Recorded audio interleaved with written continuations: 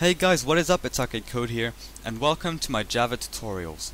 So, in these tutorials I'm going to show you guys how to set up your main Java environment, and how to program and how Java basically works, and possibly how to make a very simple program, or maybe walk you through making a game. I don't know. We'll see what the future holds. Anyhow, before you get started in Java, you need two basic things, actually three basic things. The first one is a computer. The second one is a Java JDK.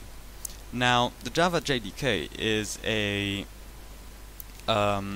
is basically what allows you to compile into Java and, well, not Java, but compile into the Java bytecode, which I'm not going to go into for the purpose of these videos. But you basically need it in order to do any form of Java editing or scripting. So you just want to download the JDK. Once you downloaded that for the correct for your correct computer, you want to download Eclipse or any other IDE. Now, the reason why you would need an IDE rather than just a boring old text editor is that it makes working in Java a lot easier. If you were to do everything in Notepad, it would get horribly hard to make anything substantial. So I definitely recommend downloading an IDE, and for the purposes of this video I am going to be using Eclipse because it's a widely used one, and it's also a very good one. It's entirely free and works extremely well. There's also NetBeans available out there, and a bunch of other ones like JEssentials and whatnot. But I'll be using Eclipse. Once you have all of that downloaded and installed correctly, you can just open your app Eclipse, and you have something similar to this. Now, let me explain to you what all of this is. Now, you see here, this way. So you have the Package Explorer on the left. Now, you might not have the testing thing. That's something I created earlier on whilst I was testing around some stuff in Java. You also have this window right here, which will be your main code editor, which you'll see later on. Here you have a task list, which frankly you can ignore if you're just learning Java, and the outline, which may or may not be useful depending on who you are. Now, to start off with, you need to create a Java project, and this will basically hold all your different classes together. Now, what a class is a bunch of scripts all put together that will be executed and can be referred to through the class. Now, what this means is that rather than having one long piece of script like they would have in earlier programming languages, you can break it down into several different classes, making it a lot easier to work with. This also allows for objects to be made, which we'll go on to talk in a later video. Now, to start off with, you have to create your project, and to do this in the Package Explorer, you can right-click anywhere, select New, Java Project. We're going to call this one AC for ArcadeCode Tutorials, and make this a capital T just to make it clear. And we're going to be using Java SE 1.7. You can also use 1.6 and really 1.5, but any earlier, and it might get in a few problems with this tutorial, as code might have changed since earlier versions of Java, but 1.7 should work fine for you. Once you have all this set up, you can simply click Finish, and here you have your little ACT tutorial right there. Inside, you have your system libraries, which is basically the default Java libraries which hold all different code, and SRC, which will hold your code that you want to add into your project. Now, Java uses classes to work. So, in order to do anything in Java, you need to create your first class. Now, the easiest way to do so in Eclipse is to right-click on SRC, select New, and Class. You want to name your class. Let's call it Start, and the reason why we're calling it Start is because we'll be using it in future tutorials to use as the Start class. You could call it anything else, like apples is also used in many tutorials, but start will define for us right now. You want to make sure it's public, and all the rest you can leave as it is. Click finish, and here you go, you have your first class.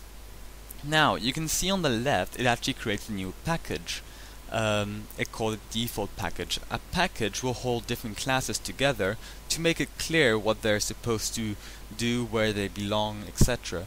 And right now it's fine if we just leave it in the default package, and later on we might create some more packages to hold differences of our class. You could put everything in the same package, but it might get a little messy if you start making very big projects.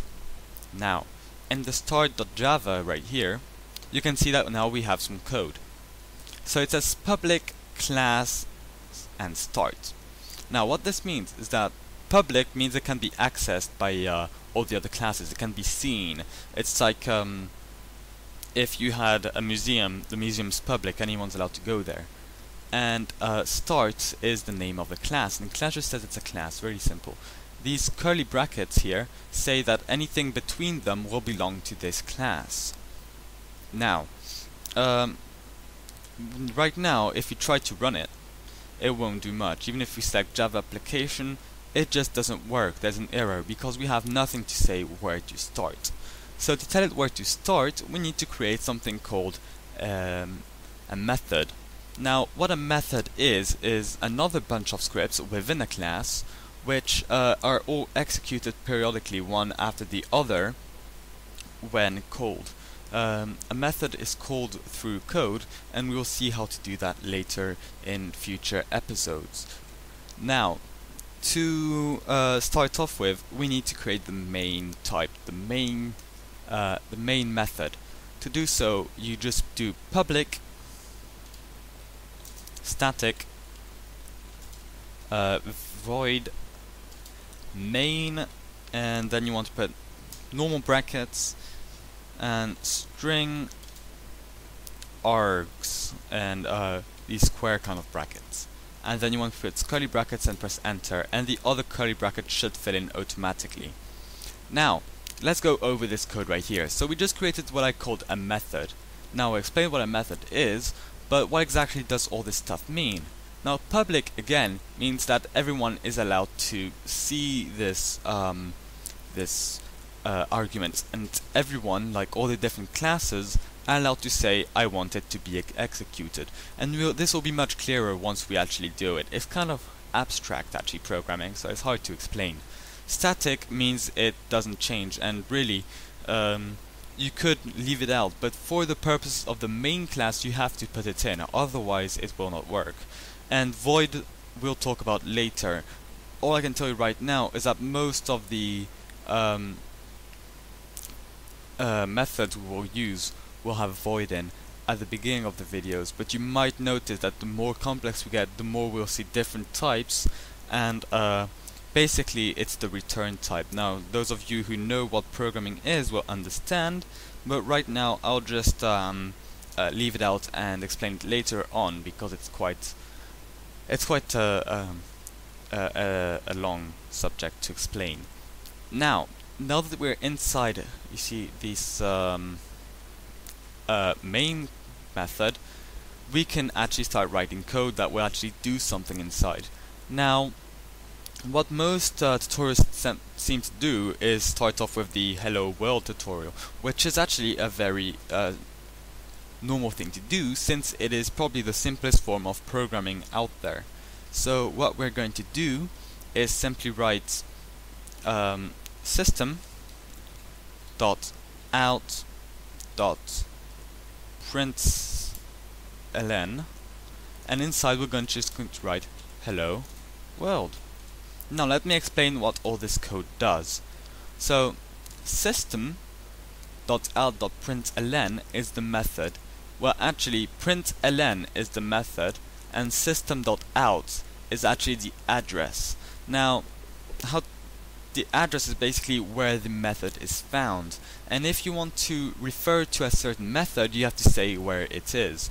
This allows for very, very complex programs to work really nicely, because you can have several methods with the same name but in different addresses. Also, this means that it's much faster to run because it exactly knows where it is and it doesn't have to go through a bunch of files to find the correct thing to execute. Obviously, now that Java has the Java Virtual Machine, it's not exactly that simple and it doesn't exactly work like that, but I think it's a pretty nice way of thinking about it, since it was based off that in the beginning. Then, in brackets, we have the different arguments.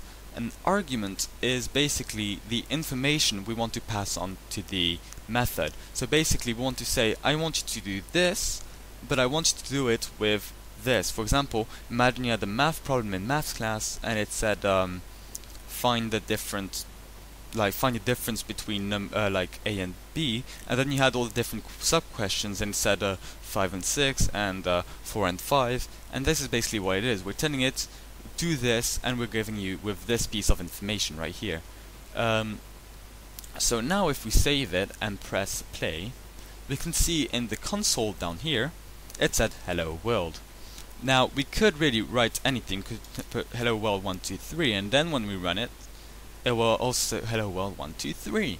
So basically what system.out.println does is basically writes into the console, which is basically a debug kind of tool, exactly what we put into here. Now this can be much more complicated and is not only restricted to what we write, but we'll see this in later videos. Now I just want to pay a last bit of attention to this bit right here, the hello world. You might have noticed how we put it between speech marks or quotation marks, and that is because it is a string. Now a string is a list of different characters to make up words or sentences, or even the whole book if you wanted to, even though it wouldn't be the most appropriate thing to do. It's still it can still do that. So you can basically write as much as you want within this within these parentheses, and it will make it into a string type. Now you might have noticed right here it says string args. String basically says that args is a string. Now we'll talk about this bit later in a very future episode, because this is pretty advanced stuff up there. It's to do with when you open a program with another program, but we don't really need to know this just yet. So this is all for today's tutorial, guys. I'll see you guys for other tutorials where we'll see how to do variables, which are a pretty big part of programming, and will probably open the door to a lot and a lot of other tutorials once we know that. And I'll just like to say that I do have a new Twitter account that you guys can follow and see all my latest uploads and info on me and whatever you want to know. And yeah, thanks for watching, guys. I'll see you guys next time for more gaming related videos, and see you guys next time.